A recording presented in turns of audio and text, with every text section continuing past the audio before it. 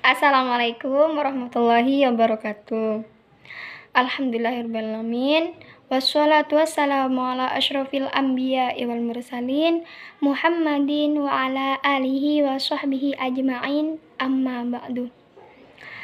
Yang terhormat kepada Ibu Rahmawati SPD MHI, yang saya hormati kepada rekan-rekan semua.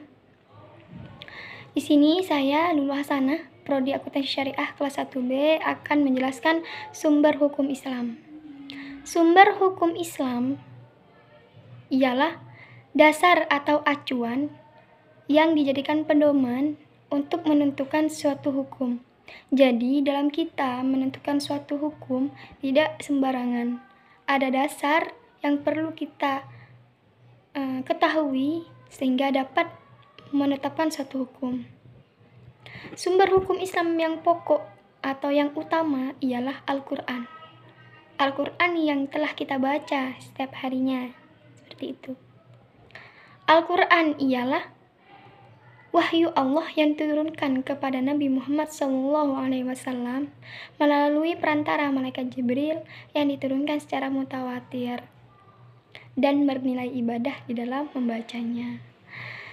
Yaitu Al-Quran di dalam pengwahyuannya, malaikat datang terkadang menyerupai seorang laki-laki, ada juga datang seperti gemericing, dan juga berhadapan langsung dengan wajah asli beliau, dan beberapa hal yang lain dan lain-lain.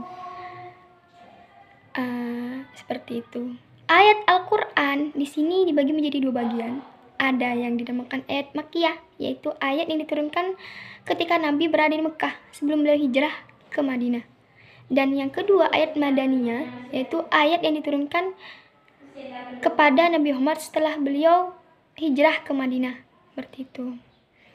Yang kedua, sumber pokok hukum Islam setelah Al-Quran yaitu hadis. Hadis ialah suatu perbuatan atau suatu perbuatan, perkataan, himmah, takrir Nabi, seperti itu. Itu yang dinamakan hadis atau as-sunnah. Fungsi hadis ialah menjelaskan hal-hal yang masih kurang jelas atau kurang dipahami berkenaan dengan permasalahan hidup yang ada di dalam Al-Quran. Itu. Selanjutnya, hadis tersebut dibagi menjadi 4 bagian. Ada hadis yang berupa perbuatan Nabi, hadis yang berupa perkataan Nabi, hadis yang berupa himmah Nabi atau keinginan Nabi yang belum dicapai. Seperti itu, sebelum beliau wafat, beliau menginginkan suatu perkara sehingga tapi kemudian hari beliau wafat, maka keinginan tadi itu menjadi hadis. Dan yang terakhir ada takrir, yaitu persetujuan Nabi. Itu beberapa hadis. Selanjutnya, sumber pokok yang ketiga yaitu ijtihad. Ijtihad ialah mencurahkan segenap tenaga dan pikiran secara sungguh-sungguh untuk menetapkan suatu hukum. Jadi dalam kita menetapkan suatu hukum, kalau sudah tidak ada di hadis maupun Al-Quran, maka mereka melakukan ijtihad dengan cara mencari, mengkaji hal dengan sungguh-sungguh dengan standar Al-Quran dan hadis, seperti itu. Nah, di sini dalam ijtihad ada beberapa nama atau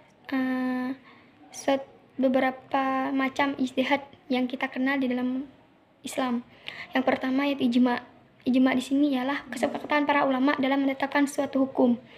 Kesepakatan tadi dilakukan oleh ulama setelah beliau wafat.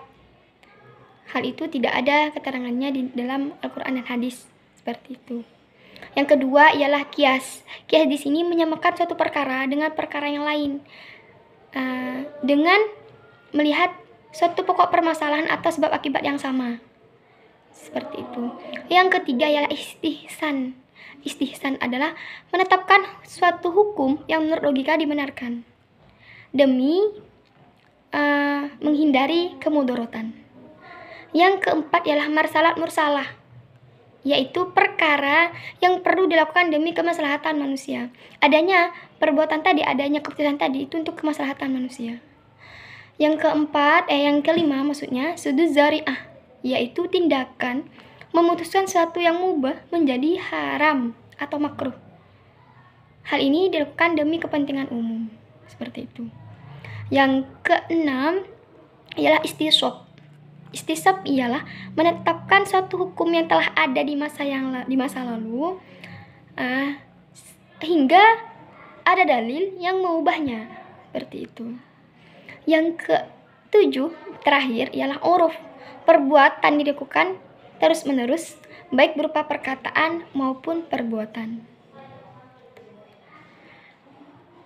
Itu beberapa ijtihad yang dilakukan oleh para ulama dalam memutuskan suatu hukum.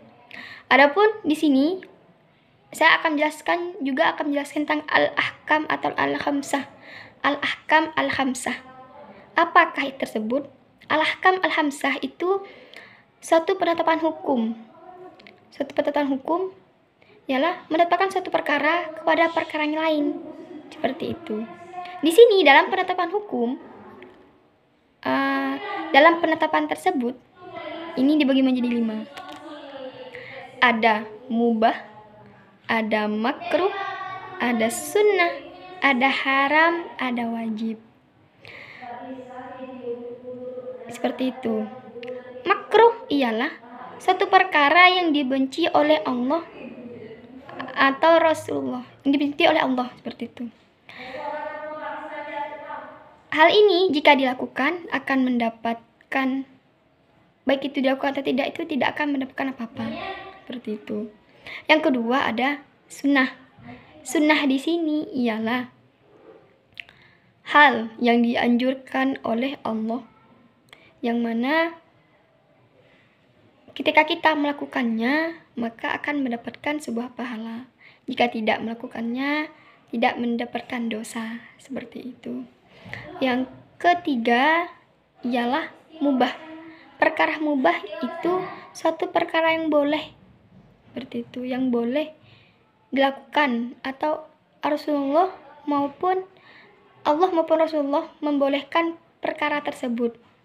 Dalam melakukannya, jika melakukannya itu tidak mendapatkan pahala, meninggalkannya pun juga tidak mendapatkan pahala, seperti itu. Hal yang mubah, yang boleh.